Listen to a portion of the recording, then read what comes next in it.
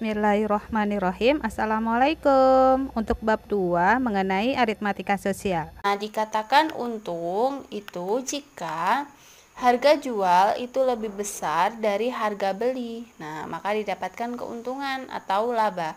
Nah, dikatakan rugi itu jika harga jual lebih rendah dari harga beli, maka itu didapatkan kerugian. Nah, kemudian bagaimana sih mencari besarnya keuntungan dan kerugian? Mencari besarnya keuntungan itu dengan harga jual dikurangi dengan harga beli. Nah, atau U sama dengan HJ min HB. Kemudian kalau mencari kerugian itu harga beli dikurangi dengan harga jual. Atau R sama dengan HB dikurangi HJ. Nah, sedangkan harga beli itu sendiri itu adalah modal. Nah, kalian perhatikan contoh soal untuk keuntungan ini. Pak Dani membeli 3 unit sepeda dengan harga 4 juta rupiah per unit. Kemudian Pak Dani menjual sepeda itu per unit 4.300.000. Berapakah keuntungan yang diperoleh Pak Dani jika seluruh sepeda yang ia beli tersebut terjual? Nah, sekarang keuntungan per unitnya berapa sih?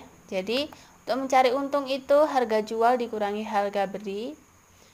Harga jualnya berapa? 4.300.000. Ini, kemudian harga belinya 4 juta. Kita kurangkan, ternyata per unit sepeda itu untungnya 300.000.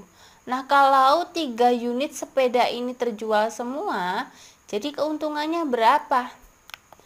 Nah, jadi keuntungan yang diperoleh Pak Dani dari seluruh hasil penjualan sepeda sebanyak 3 unit tersebut adalah untung per unit dikali dengan banyak unit. Untungnya tadi berapa? Untungnya itu 300.000. Jadi 300.000 rupiah dikali dengan 3 unit. Berapa? 900.000. Nah, dari sini dapat diketahui bahwa keuntungan yang diperoleh Pak Dani jika seluruh sepeda yang ia beli tersebut terjual itu sebesar 900.000 rupiah. Nah, sekarang kalian perhatikan pada contoh soal kerugian. Nah, Bu Lita membeli mixer dengan harga 500.000. Karena mengalami kerusakan, mixer tersebut diservis dan memerlukan biaya sebesar 100.000. Nah, kemudian Bu Lita menjual mixer tersebut dengan harga 300.000. Apakah Bu Lita mengalami kerugian? Berapa kerugian dari Bu Lita? Nah, tentu di sini Bu Lita mengalami kerugian karena apa? Harga jualnya itu kan lebih rendah dari harga beli. Padahal tadi mengalami kerusakan dan ada biaya servisnya. Sehingga ruginya berapa? Nah, untuk mencari rugi, harga beli dikurangi harga jual. Nah, harga belinya tadi ditambah dengan biaya servisnya ya. Kemudian dikurangi dengan harga jual. Harga belinya berapa? Harga belinya 500.000. Biaya servisnya berapa? 100.000. Jadi 500.000 ditambah 100.000 dikurangi dengan harga jualnya. Harga jualnya 300.000. Jadi 600.000 dikurangi dengan 300.000. Jadi kerugian yang dialami Bu Lita itu adalah sebesar 300.000 rupiah. Nah, seperti itu. Sekarang kita lanjut. Kita membahas persentase keuntungan. Persentase keuntungan itu PU sama dengan HJ dikurangi HB per HP dikali 100%. PU itu apa? PU itu persentase keuntungan. HB itu adalah harga beli atau modalnya.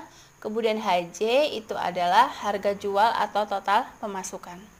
Nah, sekarang kalian perhatikan contoh soal berikut ini. Pak Dedi membeli suatu motor bekas dengan harga 4 juta rupiah. Dalam waktu 1 minggu, motor tersebut dijual kembali dengan harga 4.200.000. Tentukan persentase keuntungan Pak Dedi. Nah, sekarang yang harus kalian cari dulu itu adalah keuntungannya. Keuntungannya berapa? Nah, caranya mencari untung tadi harga jual dikurangi dengan harga beli. Nah, harga jualnya berapa? 4.200.000. Harga belinya 4 juta. Jadi keuntungannya 200.000. Setelah mendapatkan keuntungan, kemudian kita mencari persentase keuntungannya. Nah, persentase keuntungan sama dengan harga jual dikurangi harga beli per HB dikali 100%. Harga jual dikurangi harga beli ini sama dengan untungnya ya. Jadi berapa tadi? 200.000. Jadi 200.000 per 4 juta. Harga belinya tadi 4 juta kan, dikali 100%. Nah, berapa? Didapatkan 5%. Seperti itu ya. Nah, dari sini dapat diketahui bahwa persentase keuntungan Pak Dedi itu adalah sebesar 5%. Nah, seperti itu. Sekarang kita lanjut. Untuk persentase kerugian itu rumusnya PR sama dengan HB dikurangi HJ per HB dikali 100%. Nah, HB tadi apa? HB itu adalah harga beli, HJ itu adalah harga jual, PR itu persentase kerugian. Sekarang kalian perhatikan contoh soalnya. Pak Rudi membeli sepetak tanah dengan harga 40 juta. Karena terkendala masalah keluarga, Pak Dedi terpaksa menjual tanah tersebut dengan harga 38 juta. Tentukan persentase kerugian yang ditanggung oleh Pak Rudi. Kita menghitung dulu kerugiannya. Jadi, kerugiannya sama dengan harga beli dikurangi dengan harga jual. Harga belinya berapa sih? 40 juta kan? 40 juta dikurangi 38 juta. Nah, jadi kerugian yang ditanggung oleh Pak Rudi itu adalah 2 juta. Sekarang tinggal kita mencari persentasenya. Jadi, persentase kerugian sama dengan harga beli dikurangi harga jual per HB dikali 100%. Berapa tadi kerugiannya? 2 juta. Jadi 2 juta per 40 juta dikali dengan 100%. Berapa persentase kerugiannya? 5%. Maaf, ini persentase kerugian ya. Nah, dari sini dapat diketahui bahwa persentase kerugian yang ditanggung oleh Pak Rudi itu sebesar 5%. Nah, selanjutnya di sini ada contoh soal. Kalian perhatikan. Sebuah kulkas bekas dibeli dengan harga 425 ribuan. Kemudian diperbagi menghabiskan biaya 175 ribu. Jika dikehendaki untung 40%, maka harga jual kulkas tersebut adalah kita mencari harga jualnya. Nah, seperti ini ya. Nah, kita yang pertama adalah mencari berapa sih modal yang dikeluarkan tadi. Modal yang dikeluarkan tadi adalah harga beli ditambah dengan biayanya. Nah, 425.000 ini adalah harga belinya. Kemudian ditambah dengan biaya servis untuk memperbaikinya itu 175.000 ya. Ini servisnya. Jadi totalnya berapa? Ada 600.000 rupiah. Nah, setelah ketemu, nah di sini menghendaki untung 40%. Jadi kita mencari 40% dikali harga belinya. Jadi 40 per 100 dikali 600.000. Nah, harga beli di sini itu adalah modalnya ya. Modalnya tadi adalah 600.000 ini tadi ya. Jadi didapatkan sebesar 240.000. Nah, kemudian baru kita mencari harga jualnya. Jadi harga jualnya itu harga beli ditambah dengan untung. Harga belinya tadi berapa sih? 600.000 ditambah untungnya 240.000. Jadi harga jual kulkas tersebut itu adalah 840.000 rupiah. Nah, seperti itu ya. Nah, sekarang kita lanjut contoh soal berikutnya. Seorang pedagang sayuran mengeluarkan 1.500.000 rupiah untuk menjalankan usahanya.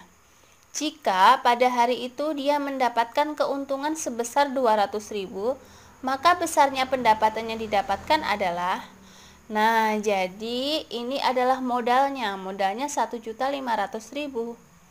Nah, kemudian dia mendapatkan untung 200.000. Jadi pendapatan totalnya berapa? Nah, tinggal kita jumlahkan saja ya. Jadi modalnya ditambah dengan untung. Ini modal ditambah dengan untung. Modalnya 1.500.000, untungnya 200.000. Jadi pendapatan pada hari itu sebesar 1.700.000 rupiah. Nah, seperti itu. Kita lanjut soal berikutnya. Seorang penjual kerupuk mengeluarkan modal sebesar 1 juta rupiah untuk menjalankan usahanya. Dia mematok harga kerupuknya adalah 6.000 rupiah per bungkus. Jika ia merencanakan ingin mendapatkan keuntungan 200.000 rupiah dari usaha kerupuknya tersebut, maka berapa kemasan kerupuk minimal yang harusnya dibuat? Nah, tadi modalnya 1 juta. Kemudian dia ingin keuntungannya 200.000. Nah, jadi caranya gimana? Banyak kemasan minimal yang harus dibuat. Modal, jadi kita mencarinya modal ditambah untung per harga kerupuk per kemasan. Modalnya berapa? 1 juta ini tadi. Kemudian keuntungannya berapa? 200.000. Jadi 1 juta ditambah 200.000, harga kerupuknya berapa dia? 6.000 rupiah per 6.000. Jadi 1 juta ditambah 200.000 itu 1.200.000 dibagi dengan harga kerupuknya 6.000. Ada 200. Nah, dari sini dapat diketahui bahwa minimal kemasan yang harus dibuat itu ada 200 bungkus. Nah, seperti itu adik-adik. Demikian pembelajaran kali ini. Semoga bermanfaat ya. Wassalamualaikum warahmatullahi wabarakatuh.